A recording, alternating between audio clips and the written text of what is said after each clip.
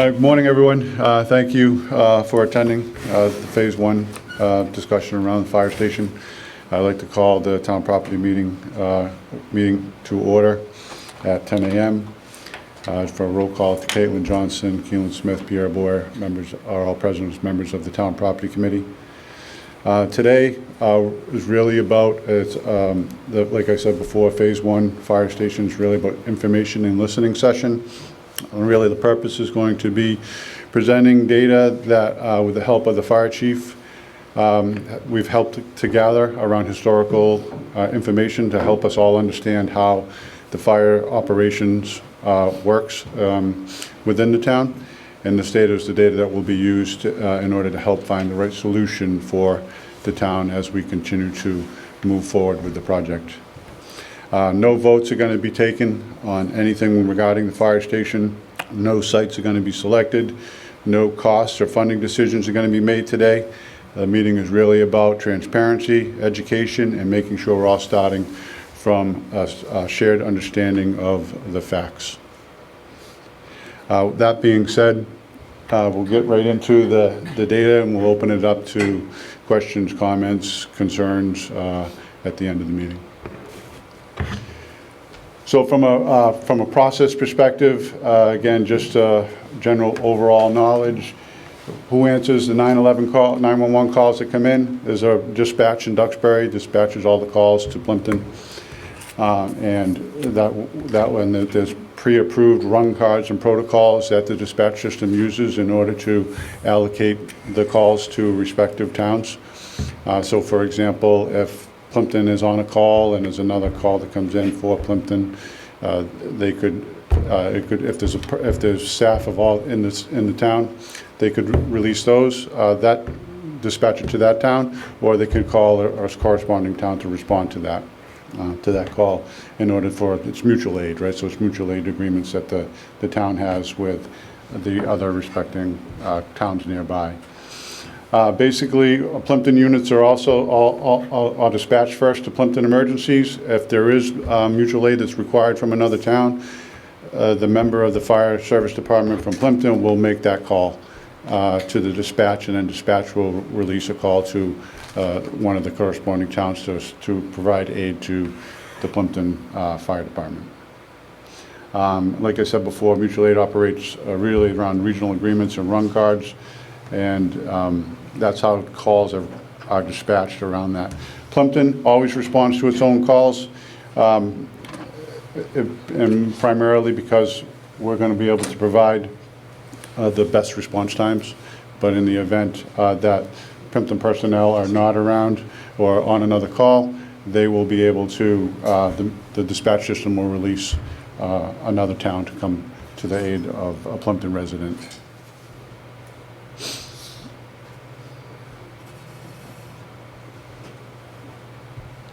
Staffing levels. So we have six full-time staff members. We have fire chief, administrator, fire prevention captain, 4 firefighters/paramedics. The chief and captain work a traditional 5-day work week, and we have firefighter paramedics working rotating 24-hour shifts. Minimum daily coverage, we're at station of staff 24 hours a day, 365 days a year. Minimum staffing at all times is 2 personnel, at least 1 paramedic and at least 1 EMT firefighter. When additional people are needed, on-call members can respond from home. Typical daily staffing, daytime and evening on a weekday, we have 3 or 4 personnel, chief or captain, 1 paramedic, 1 EMT or second paramedic. Overnight, 2 personnel on weeknights, and we do have impact shifts in place. Monday to Thursday, the impact shifts are 3 p.m. to 9 p.m. Fridays, it's 3 p.m. to 7 a.m. Weekends, we have 3 personnel, and additional coverage is 3 p.m. to 9 p.m. And then overnight, we have 3 personnel on weekends, and impact coverage or impact shifts on weekends, we have 24 hours on Saturday and 7 a.m. to 7 p.m. on Sundays. We do have 5 part-time employees that work up to 24 hours per week. We have 20 members that are certified to work shifts, EMT, and then paramedic and firefighters. We have 7 firefighters that are certified for fire response only, and we have 4 probationary firefighters awaiting academy training at any given time, and we have approximately 35 on-call firefighters.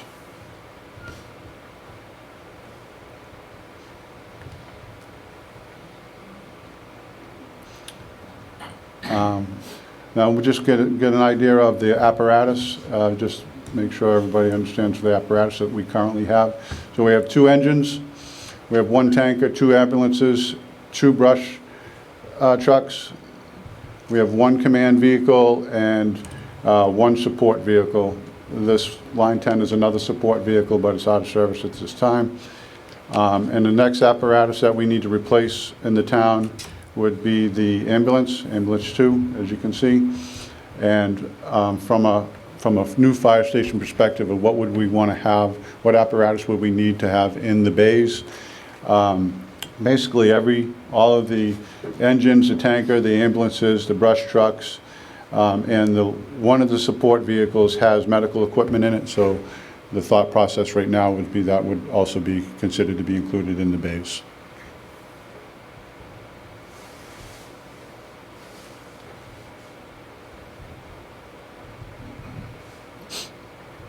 So now just getting into some of the call volume. So the years that we've analyzed is 2021 to 2024. We don't have 2025 information yet across all the categories that we're looking at. So the total emergency responses, as you can see, 2021 was 750, 2024 was 808, and you see incrementally increasing, the number of calls are increased over time over that 4-year period.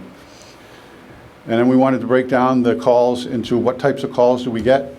So when you look at it, outside of 2021, the calls are pretty consistent across the 3 categories: fire, EMS, and other. So as you can see, anywhere between 11 and 14 fires. EMS, if you take out the outlier 2021, right around 500, low 500s. And then others are right around mid 200s. Other is like car accidents, alarms, things like that outside of, that fall into the other category. Mutual aid, as I said, is a big part of all of the surrounding towns and helping each other out to make sure that all the residents in each town are safe. Overall, you can see the amount of mutual aid that we have given over those 4 years is growing pretty substantially. 2021 is 14%. Last year, 2024, was about 23%. And you can see the amount that we received is anywhere between 10 and 20. So it just kind of shows that overall, the number of calls are growing within the service, so albeit we're anywhere between 1 and 3%. The breakdown of calls is primarily EMS, so we're EMS-driven station or service. I think all the surrounding towns probably be pretty similar. And then when we look at mutual aid, the number of the mutual aid calls that we do is a part of the service that our fire department supplies. So we have to build that into the model that we determine is the right way to go for the town for the future.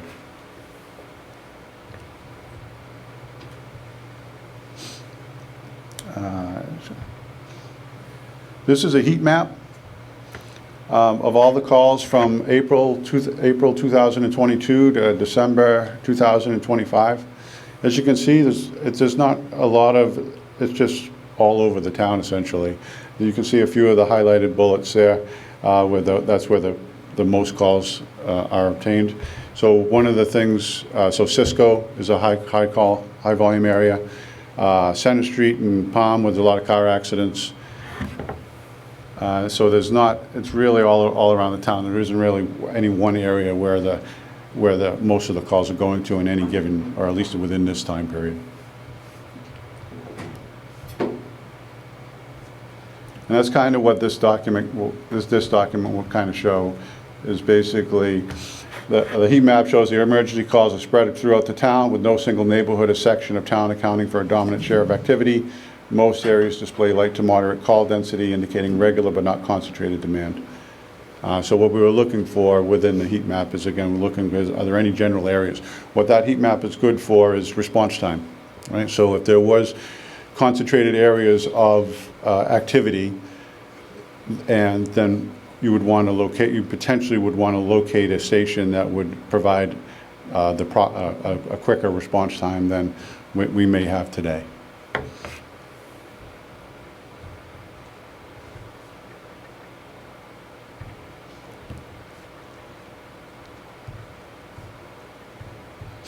And then we get into, one of the other things we're looking at too in regards to, let me just bring up this other document. So we're looking at, one of the other things is population, right? So that we're taking into consideration. So this is just a breakdown of population for out until 2050. And you can see Plympton, right now we're 2025, we're 2928, and not much of it, reducing to about 2,500 by the time we get to 2050. Now that doesn't generally mean that the number of EMS calls or fire calls are going to go down, right? Population across the country is going up. So as we get older, there's going to be more medical issues that we all experience, and that's going to not necessarily offset the population reduction, but it's going to, you have to take that in consideration when you determine the right operational model that the town, that's going to meet the needs of not only our residents, right, but the residents of the surrounding towns with the mutual aid that we're seeing that all towns are providing to each other. And so when we look at the demographic breakdown, just again, some things that we're taking into consideration, you can see there's a very high volume in Plympton that age 60 plus we're using 60 plus as the kind of the cutoff range of when more medical issues will be required for any town, right? In 2050 projections, 2483 population, and then you can see the age goes up by 1%. The number of 80 plus goes up pretty dramatically. Excuse me, in the last graphic you had, the demographics for population of Plympton was going to decrease, but all of the towns you had up there were going to increase. Where do you get that information? That's from the UDMI. This is from the state of Massachusetts. State of Massachusetts is called the UDMI. You can find it online. I actually have all the towns from Plympton, but you can see if you look at, Carver goes from 11,000 to 8,600, Halifax 7,600, 6,500, Kingston 13,000. Kingston's the only one that went up or projected to go up. And then Rochester. We put in Rochester here just because it's a similar base town around us.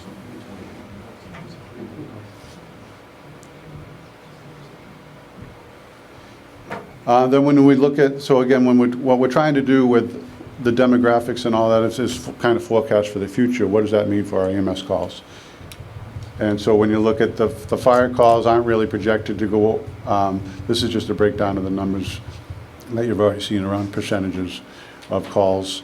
So percentage of other calls, percentage of EMS calls around anywhere between, right around 65%, right? So throw three quarters of our calls, or 2/3 of our calls are EMS calls. And then when we look at a projection trying to go out, the actual calls that we had in 2024 were 541. And right now we would project the known EMS calls would be about 449, which will be, the calculation is age adjusted based off of like we just presented with the demographics. So not significantly lower based off of the percentage of decline in population as projected.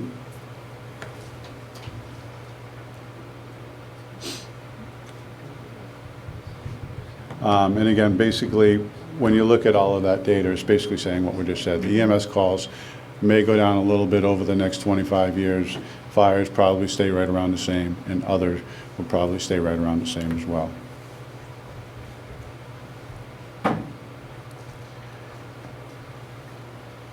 And then one of the other things we've communicated to the town is just around tax mitigation strategy.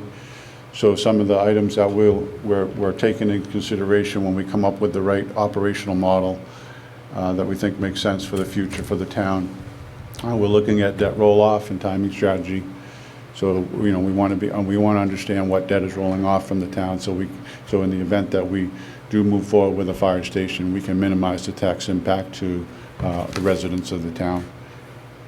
We do want to look at grant and outside funding opportunities, so we are pursuing, well, we will, not at this time, but we will be pursuing some of the opportunities that may be available to us. We're in contact with one of the senators to try and assist us with that. And we're also going to be in contact with a few other of the fire stations around the area that have gone through this process recently to understand, they'll help us understand what opportunities they were able to take advantage of, and we'll see if we can leverage that as well. We'll look at the ambulance fund review. So with the ambulance services that every town has, there's revenue that's derived from that for the benefit of the town, and that revenue can be used for EMS operations only. So we want to take a look at what that looks like over the same time period, 2021 to 2024. See what those funds are currently being used for, and see if there's anything we can strategize around to help and assist with the funding of a potential fire station. And then the other thing we want to look at is just overall operating cost. So with any structure, new fire station, old fire station, there's going to be an operating cost to that. So we want to understand what with any new structure that we would build for fire service, what would that operating cost mean? Not just year one, right, over projection over the next 25 years or 50 years, depending on what we decide from a model for the fire station.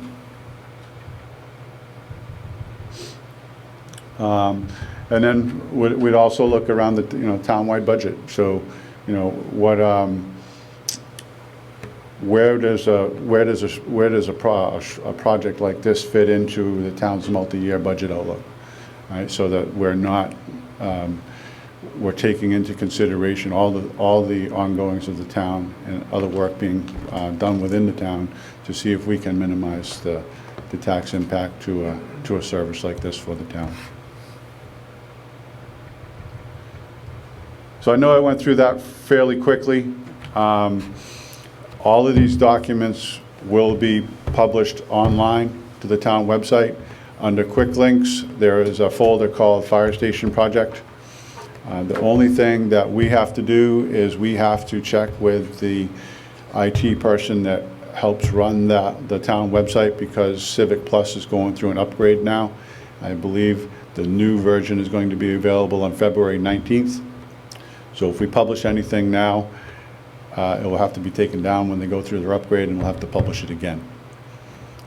So I just have to check with them to see what we can do realistically to get this information out there as fast as possible, so everyone can review it and come up with certain determinations.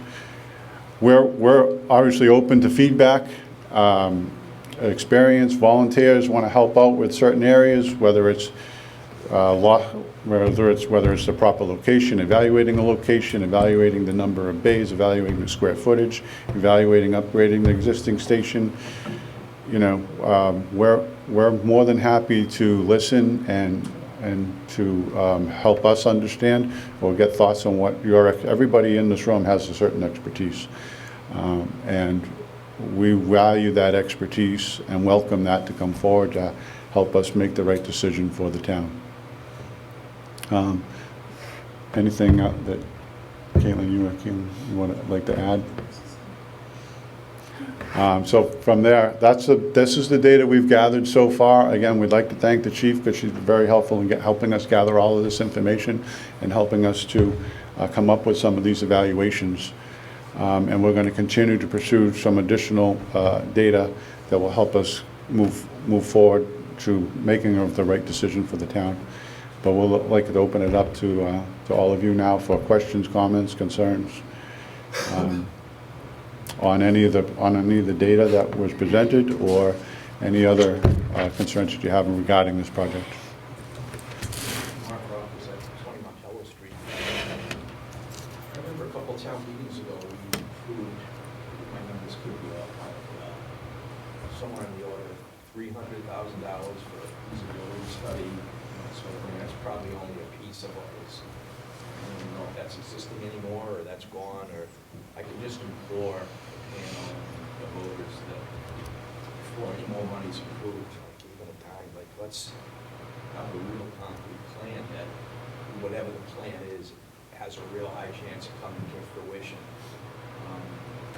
That's a lot of money, just that portion alone out of the whole, out of the whole plan.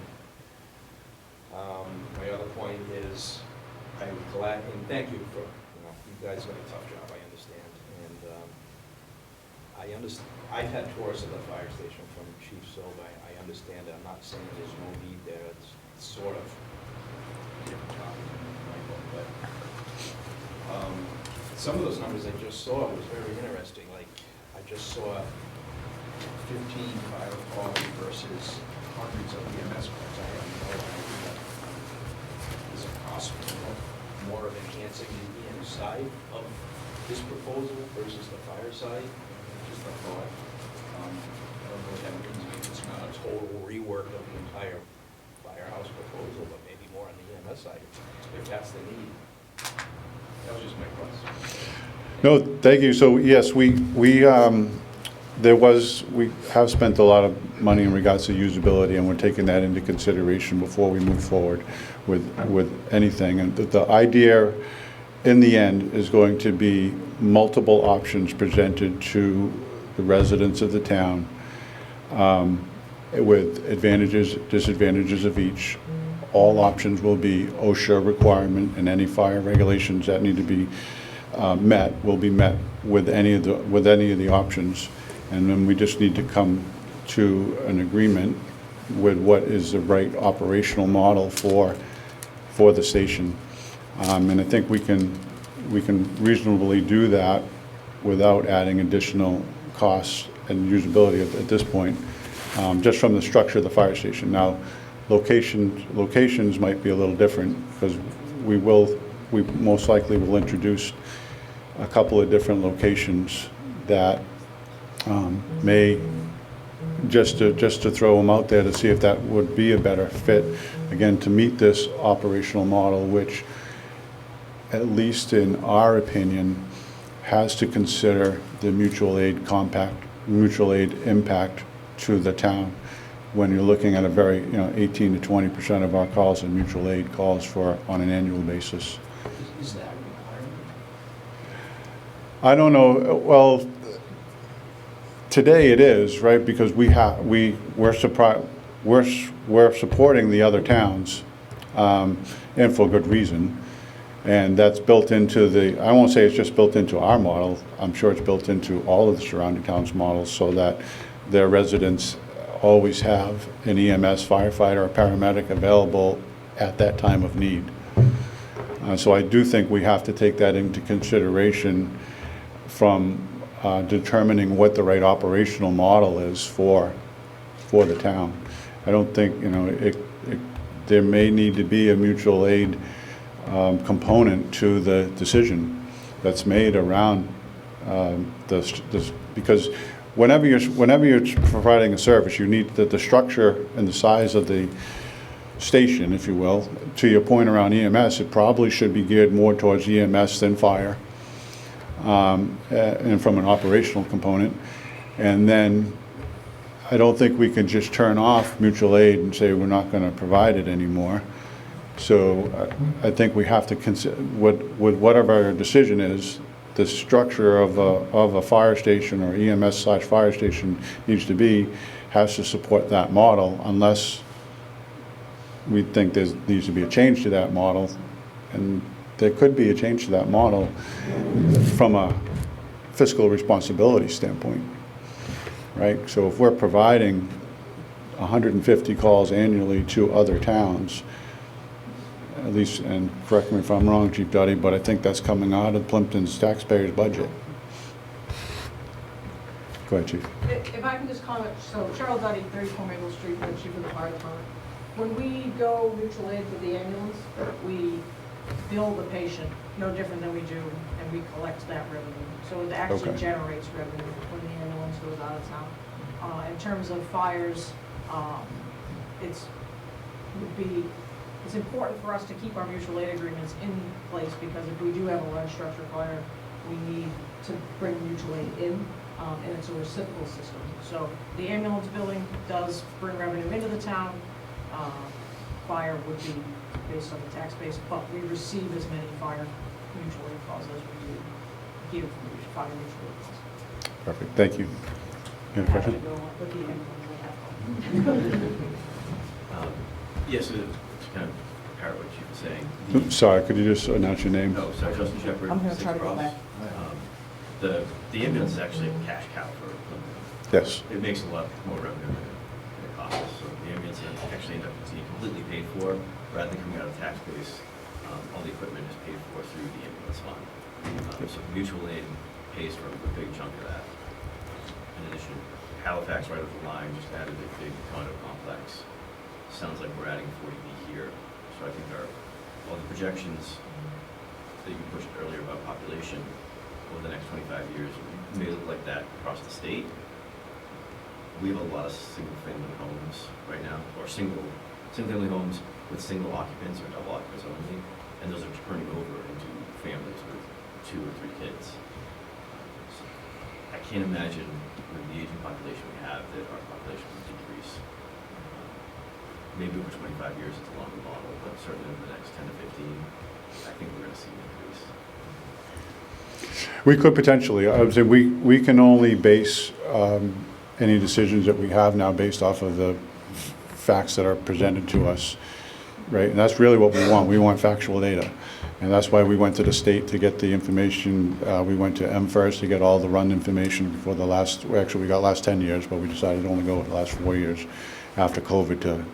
After COVID, it seems like there's been a significant increase across all towns in regards to EMS, paramedic, fire services required. But nobody can accurately forecast projections out 50 years of population. We have no idea what's going to happen. So we think we're just using the information that's available to us now in order to help us make what we think will be the right decision for for the future. Yes. Marilyn down Elm Street. I would like to know if you have decided to totally disregard the plans that were already developed for the fire station. I also want to know if you've looked into making any modifications to those plans. Debt-wise, the Dennett debt will roll off this year, which is part of the reason that we had looked to try to get the fire station started, which would have decreased the cost of the fire station somewhat, not a whole lot, but somewhat. And I also know that Silver Lake has a lot of capital expenses that are going to be coming in the future. So in regards to the debt roll-off, so one of the, going back to the tax mitigation strategy that we're looking at in all of those different components. So one of the things that's being proposed now within Silver Lake is the net zero policy that I think his name is Jason Frazier just submitted to the town of Halifax. So that debt that's rolling off, that's I believe it's $700,000, is they don't want to roll off that debt. They want to project that $7,000 going forward because the schools, middle school and high school, I believe it is, needs $50 million in repairs. So that's why we need to take in all of this other ongoing items that are happening within the town to determine what the right strategy would be for us. So we don't know what's going to happen with that debt roll-off at this point because it could be voted on by all the Silver Lake regional towns. It's only $700,000 this year. I think Yep. we need a big picture we need to look at. What happened to the plans that were already developed that the town paid for? Are they going to use them at all? Are you disregarded them? Are you going to adjust it? So one of the things we've heard from the previous proposal was that there was concern by the residents around cost, size, and transparency. And so at this point in time, we're moving forward with that, and this is the purpose of this phase one, is to help educate everybody on that. But we don't want to not listen to those concerns before we move forward with the additional options. We will take into consideration the research and some of the components that was done previously, but we will submit new options going forward, or when we move forward with the project. So we're taking in the information that we have from the previous project, and the design, and the square footage, and the area of location, and we're using that in addition to the data that we presented today in order to come up with the potential solutions that we would present to the residents of the town. Yep. Those nice at Lake Street. I follow up from Marilyn's comment. Are you investigating other pieces of property? Is that how you're thinking? So part of phase two, yes. Part of phase two will investigate a couple of other pieces of property where a fire station / EMS station could be located. At this point, we don't know which locations yet. We don't know what the advantages and disadvantages are yet. That's more as we get into phase two and phase three. We'll bring it to the public, and again, we'll determine with the help of others what the advantages and disadvantages are of that. And primarily looking at response times, right? One of the other things I think we heard with the previous proposal was the concern of the shared driveway between the police station and the fire station from a lot of residents. So again, we're trying to listen to the concerns of the residents that from the previous proposal and take those into consideration and respond to those the best we can. Yes. Justin Shepherd, 6 Cross. What's your proposed timeline to work through your phases? We don't have, to be honest, we don't have a proposed timeline at this point. Right now, it took a lot of time. We've only been doing this since November. We've been able to work on a number of other projects to get those moving, as well as trying to get our feet wet under this to get an understanding of it, try to figure out where we're going to obtain the information from, and then come up with a reasonable analysis on it to determine next steps. I think as we move forward into phase two, we'll be better prepared to come back with a potential time frame. And where are you getting the money for the architecture plans of the new proposals? We're not at that point yet where the money's going to come from. We can do all of this now without any cost per se. At this point, we can come up with land suggestions from people within residents of the town, and we can evaluate some options that we have around size and number of bays and things like that based off of the data that we have. Once we get into those options, then we'll need to bring in the architecture and OPMs to help us get to that point of to develop a potential estimated cost for each option. Do you have the data on what the architecture cost for the previous plan? I don't have it available now, no. I can look into, or we can look into getting that information. I know there was, if I remember correctly, I'd have to go back and look at my notes. I think the town of Plympton took out a $978,000 loan for the usability studies and all of that, and I think we've spent approximately half of that, and there's another half of that is left that we're paying down. And I'd have to go back and see what the town accountant told me around how that structure is being paid off, but I don't know it off the top of my head.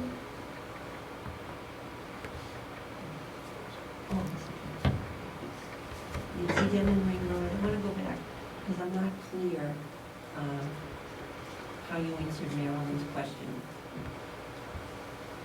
It cost us a lot of money through town meetings to fund the previous fire station proposal.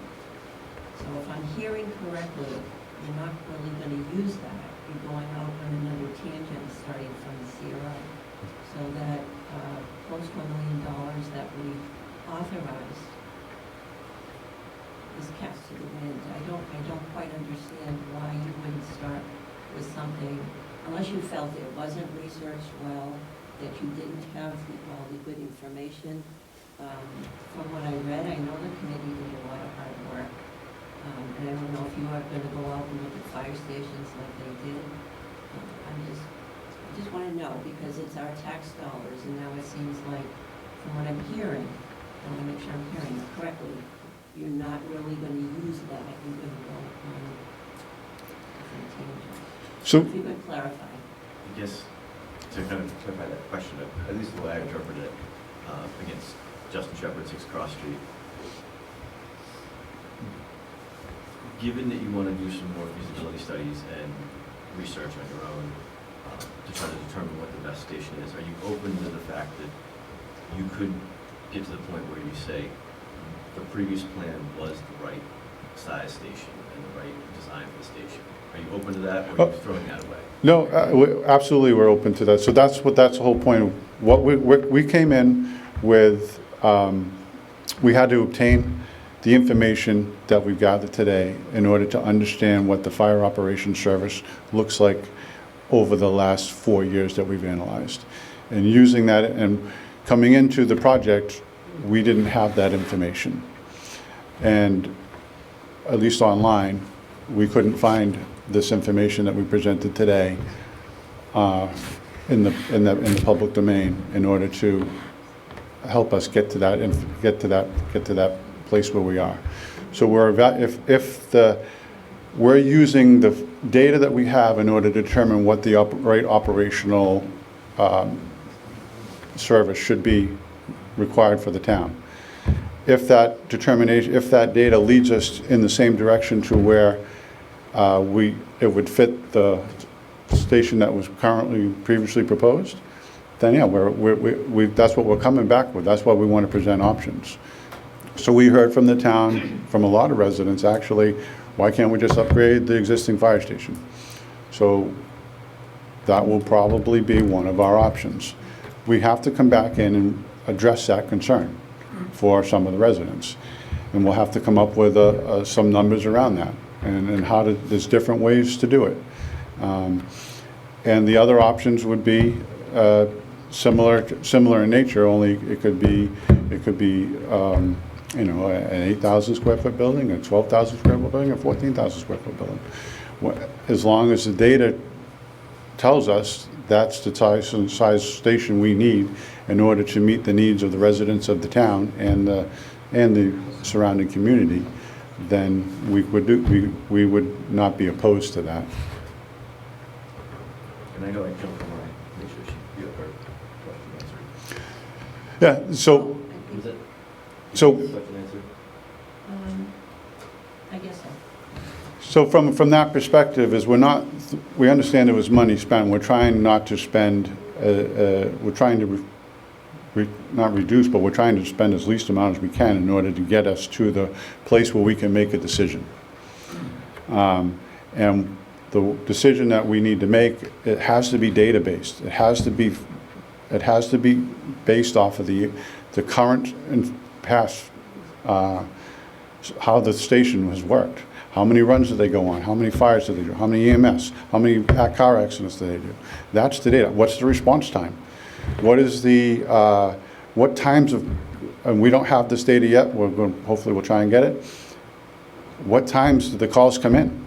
So around the impact shifts that the chief implemented, we're going to make the assumption that those are when the high volume times are, either for our town or mutual aid.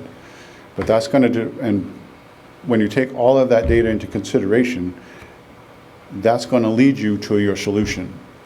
So it sounds like you're assuming that the previous town properties committee didn't go through those exercises. We're not assuming anything. We're basing all of the They spent information. about 10 years going through that. We don't have any of the information from that period of time. So when we came on board, we're starting with the information that we have available to us. We're not, and the plans that were developed, we're taking those into consideration from how the design and the structure and the cost, and we're working for that information, and we're working with that as well as the information we have here to determine what the right solution will be. Dave Edwards, 57 Upland Road. Where did all that information go that was collected from the last Town Properties Committee? Where is that and why isn't that available? Well, some of it, so I don't know. I don't know what the information is. We have the information that we're gathering now, and the information, it is difficult to find information online on a town website, because there's no centralized storage of information that there is with the town of Plympton, because it's Civic Plus. We don't use Google, we don't use Microsoft Teams. So there's different information around that, but we're gathering the information that we have based off of what we had available to us. John Williamson, Main Street.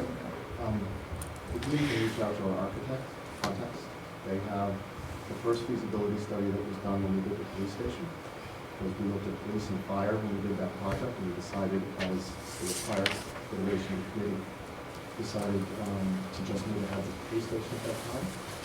And then when we did the second feasibility study, which was referenced when we took out that initial money that they have, as well as all of the, we did an update of that when we came back to do the plans, and then all of the planning documents and all the cost estimation.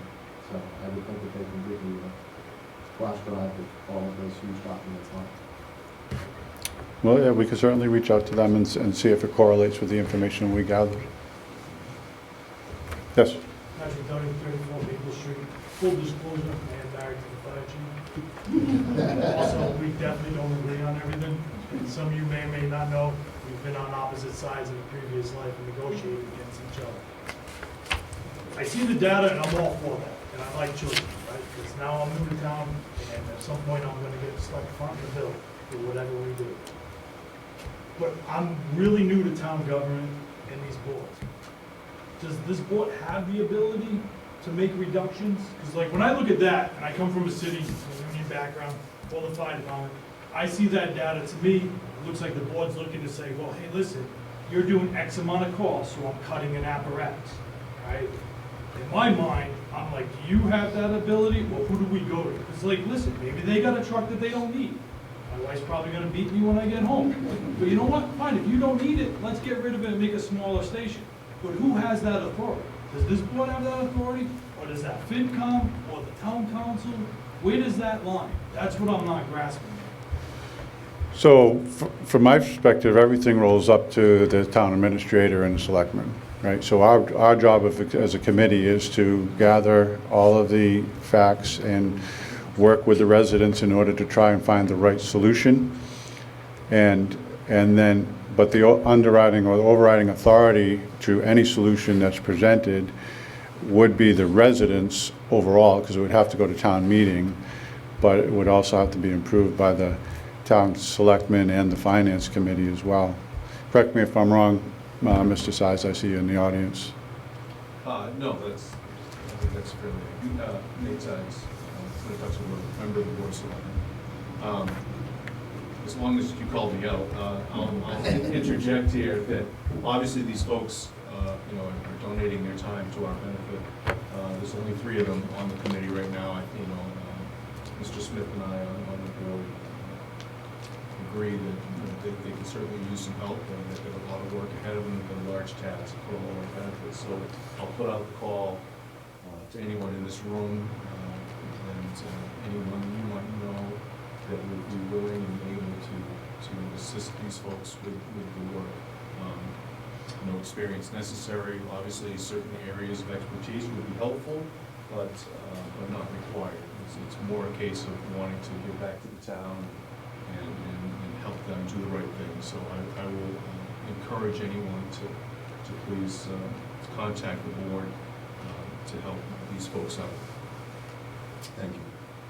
Thank you. The second part of that question I have is, I've heard a lot of numbers thrown out in other meetings, and it's something about wells being put in, so we've already invested money on this, right in the past, public safety complex, right? Okay, so the town brought that in front of the citizens, and they voted it down. So that means that's scrapped and we're gonna stop fresh and we're out $1 million. And what happens to these wells? They apparently dug it. It's for the whole complex here, so whether you put a fire station or not, we don't There's have still a public that water money supply going. for everything here. If you put a fire station in the top as well. So we're not on that. No. We just have to go do somewhere else. filling stations. You would have to put a public water supply in at any other location, which requires a certain amount of land and the costs of water filtration and so on. There's just a couple of questions. Yes. Thank you. Yes.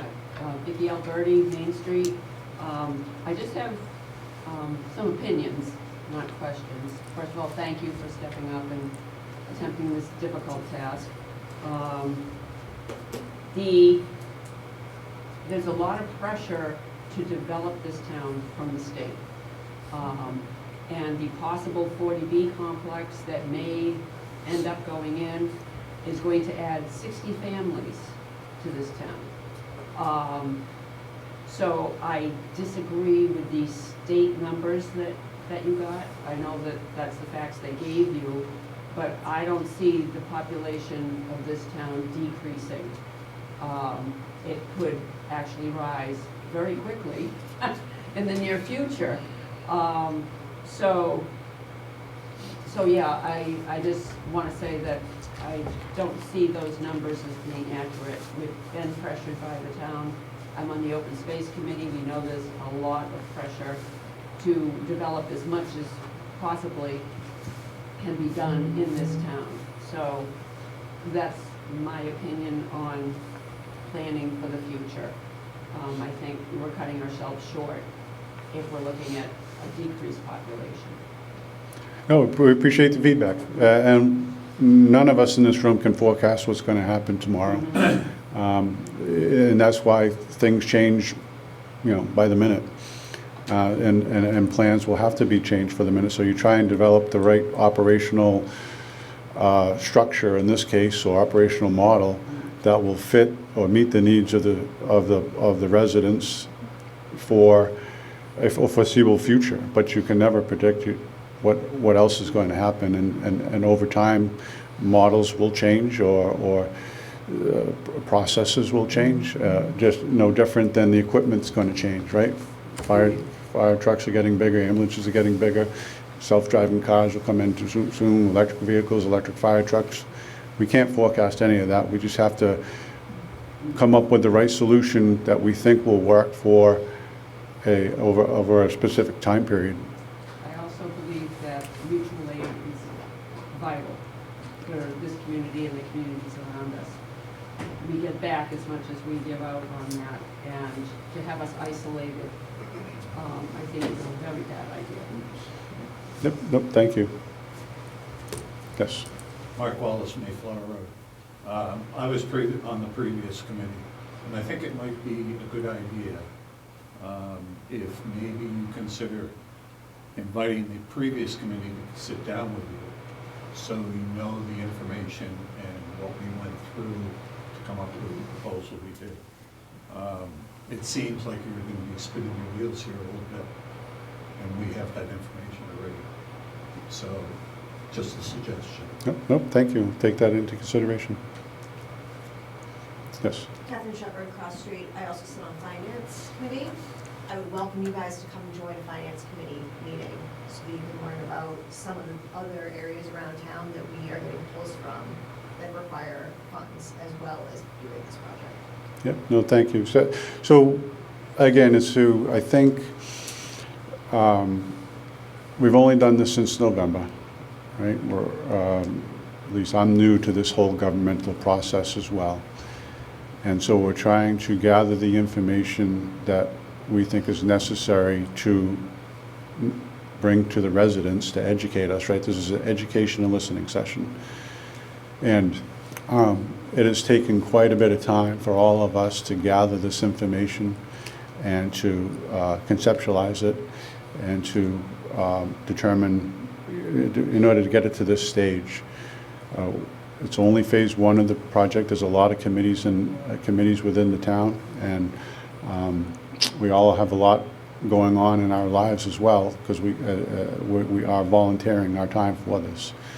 So when we have time, we do listen to the YouTube videos that are out there now for the meetings, and at least I'll speak for myself. I have not had time to attend a meeting, a finance committee meeting, or any other meeting other than the selectmen's meeting that I went to this past Monday. So we all have to do this within our own time that we have available to try and move this forward, but also maintain our peace of mind with our own lives.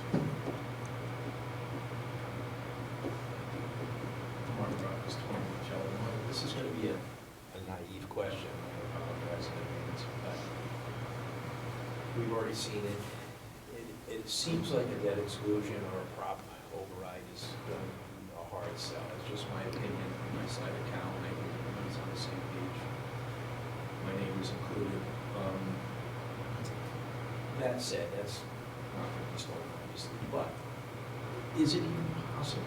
Like, I've heard that word term, net neutral, so whether it's modernization, new build, new land, you know, you can explore other avenues and other funding sources. Is it even possible to get something off the ground without that kind of funding and additional taxes?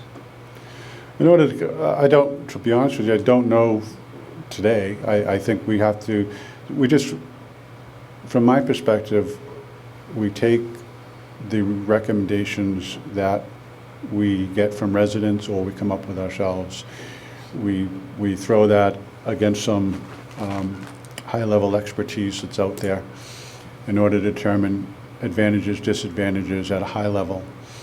And then if one of those ideas makes sense, then we can move forward with that without any funding. There's people in this town that has expertise that can evaluate a lot of land, whether it makes sense, doesn't make sense. We can run that by the fire chief from a response time perspective to say, does this location, based off of the heat map, would this location be a better fit for the response times within the town or mutual aid? And I do think we can develop other potential plans that will give everybody a high-level idea of what a potential structure would look like without getting into the engineering component of the OPM and architecture component that would get into the nitty-gritty details in order to get you to a projected cost. Yep, John. John Williamson, Main Street. Just a comment to level set on rolling off debt. So you have Bennett debt that's rolling off this year, about $50,000. Silver Lake over the next 2 years, you mentioned part of it was $700,000, and then the following year at $600,000, so that's $1.3 billion. Plympton's about 10%, so that's $130,000. So that's $180,000 over the next 3 years that's rolling off. That's it. So unfortunately, you know, just how everything sort of came together, we ended up paying for a number of projects that perhaps, in hindsight, we should have bonded to leave some extra money in to pay for things, and also that when that debt rolls off, we can then not adding it to the tax base. So that's unfortunately a challenge. A couple of other things that are on the horizon. Not only do we have the $50+ million in needs up at Silver Lake, but we have a roof needed to replace it down. And so that's probably coming latter part of this decade, so 28, 29, by the time we'll be eligible for an SBA grant. That roof will probably be $2 million. And that's MSBA is giving about 35% right now back for roof functions, if that's even available. So that's coming, and that roof, you know, that roof is not in great shape. We'll probably need to put some money toward it again this year. And then if we do have significant increase in the number of children, Dennis running at about 250, 255 kids. We get up to about 270, 280, and pushing against the space in the building. And we're waiting on the school to add another set of classrooms, probably be about 20 minutes. So the fire station sounds not so bad. I think the question that you asked about where does the money come from, I don't know. And you know, there's a new news service that's doing sort of AI-generated news articles based on all the videos that are posted up all around the South Shore. Every town sounds like this. It is an absolute crisis. The state isn't giving the money that it needs to. There isn't a building fund to be able to help offset the costs for the fire station, public safety building. And the last piece I'll just say, and then I'll be quiet, is when you're putting together a fire station, there's sort of a minimum amount that you need to be able to safely run a fire station. And so if you have 3,000 residents, that station's not going to be that fundamentally different at 6,000 residents or 9,000 residents. You might add a couple of extra bedrooms and a little bit more space there, but the decontamination, the separate storage, all of that, it's like a bare minimum. So when you sit here as a small town trying to fund that, it'd be a lot easier to fund it if you were running it over 6,000 residents or 3,000. And it's just sort of the baseline. If you're going to have a fire department that even goes out on 12 calls, even if they went out on 3 calls, you still need that, because if they go out on a house, a big structure fire, they're coming back contaminated, and especially for a newer house that goes up, all of the stuff that's coming out of that fire. And so it's the number's big, the number's awful. None of us want to pay it, but that's what it is. So, you know, I would, as others have said, I would thank the committee for the work they're doing. It's not an easy job. I did it for a number of years. So, thank you for your time, but I would recommend reaching out to contacts and getting a file of everything they have. And if you want the original study from 2012, the Reinhardt study, I actually found a copy of that in one of the water departments. I can get that to you as well. Great, no, appreciate the feedback. Yes. I have some sad news to add to this. Marilyn Brown, Elm Street Finance Committee. I also worked with the Department of Revenue for over 25 years. We are under the constraints of Proposition 2.5, as you all well know.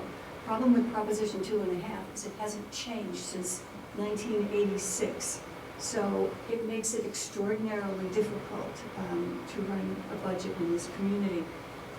In my opinion, there is no way on earth that you can do this without an override or a debt exclusion with the constraints that the state has put on us. Thank you for the information. Yes.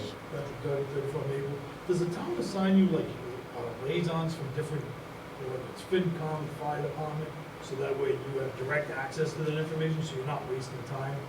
You know, if somebody has a great idea, but it's not financially feasible to do it, you could go to that person and say, hey, can you get back to me, to your board, and they do it that way, or do you have to go find everything? We don't necessarily get assigned a liaison to work with. In this particular project, Chief Dottie has been more than available to us for any requests that we have, as the town property committee, I've had a few different communications with John as well to get some of the information. Would it be easier for you guys, again, like you're volunteer, God bless you, right? To have one specific person from each group that you can go to, so that way it's quick. Because like I hear you say, like, we don't know yet, we're trying to find information for this, and I'll hear somebody in the audience be like, oh, we already looked at that. Like, there's gotta be some type of form where you can go to one specific person for one specific reason and get your answers right then and there. Well, I think with any given project like this, there's many, as you mentioned, there's many different people involved. So, I mean, we've worked with the town administrator, the town accountant, the town clerk, you know, in addition to others. But there's where we need information, we have the contacts within the town to try and go out and get that information. But it's not like a written procedure. We're contacting who, and if we don't know, we'll go out and we'll ask somebody who we should contact in regards to that. But we're, like I said, we're not deep into the meat and potatoes of this project. All we're doing is gathering the facts of the fire station operation as it was over the last 4 years to try and help us make the determination of what the next steps would be. As we get more into the granular details, then we will need to work with the town accountant, town administrator, looking at more of the funding options. Well, a lot of the fire, as we get in more into the details, the OPM and the architecture organizations that may be working on this will need to be communicated with, and they'll help us a lot with putting all of that context together. you got two options, A and B, whatever they are. As this board can just throw it out in the town meeting, here's your two options, A and B, or do you have to get approval from someone? Put it in up to the bottom. No, we could throw out different options, but there wouldn't be any costs associated with that. If you wanted to get costs in granular detail around each of the stations, you have to get the OPM and the architecture team, organizations involved. I'm saying, It has to be who's rubber final stamped say by the- before it goes to the citizens? Say it again? Option A and B, Yep. what's the last stamp of approval before that goes up to vote to the citizens? It has to go through the architecture firm and the OPM. And then to the board, Hmm? and to the board, Into the to the board. board. Yes. I think what Mr. Duddy's asking is, who would be the interim step to bring it before the town? And that would be, in this case, the town administrator or the board of selectmen. So when these folks come up with their final list of 2 or 3 options, they would present it to the administrator and the board of selectmen, and those folks would determine what makes it onto the town meeting warrant, which you then would come before the full town. Especially when we're spending You're the that kind of money. individuals that would have the authority to say, if they came A, B, C, and D, you could pick A and D. Is that what you're saying? Correct. Anything that ultimately goes before the town meeting and gets placed on the warrant, which is generally larger decisions that need to be made, especially in terms of money, has to first go through the selectmen, who give it a thumbs up or thumbs down, and even then, it still makes it to the town meeting. The town has disagreed with the board of selectmen before, and no doubt will do it again, but at least it goes through that, it's kind of the final clearing. And the finance committee would weigh in on the best Correct. options for my people. Anything financial also gets approved by the finance committee before it goes to full town meeting. Yes. Dickey, Alberti, Main Street, I believe there has to be public hearing also. So before anything is on the town warrant, all that information is disseminated publicly. Unfortunately, on a lot of these projects, the open hearings have not been well attended. So people go to town meeting without the information that they need to make an informed vote.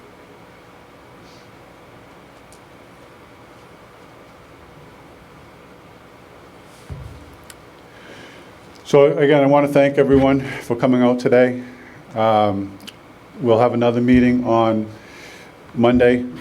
No changes to the format. Change is going to be exactly the same. We're just trying to be accommodating to people's lives and see when, make it convenient for them.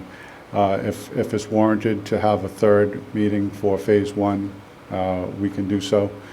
If not, then we will continue to move forward to phase 2.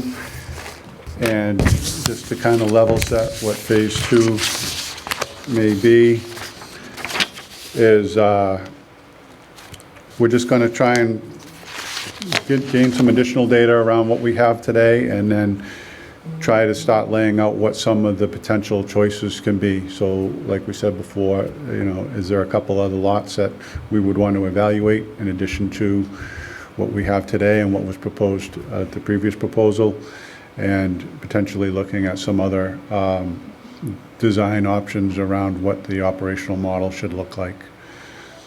But at phase 2, again, it's not going to be selecting a site, it's not going to be approving design, it's not going to be committing to any funding. It's just about education around what's available, what potential solutions we could bring to the table, and then again requesting feedback from residents of the town. So from there, I'd like to make a motion to adjourn the meeting. Second.